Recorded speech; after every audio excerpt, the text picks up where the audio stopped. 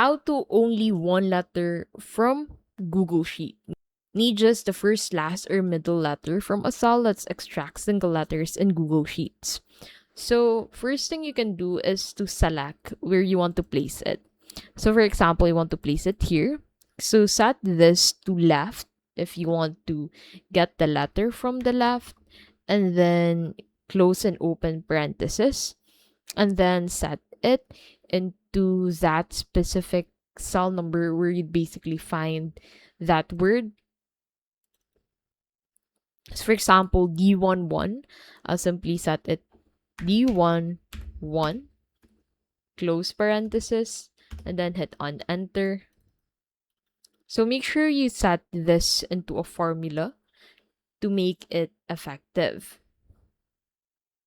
So this will allow you to easily get the first letter of this specific word. And then if you want to get the middle letter, simply set it to mid. And then if it's the right letter, simply set it to right. Left is for initials, right is for endings, and mid is for any positioning.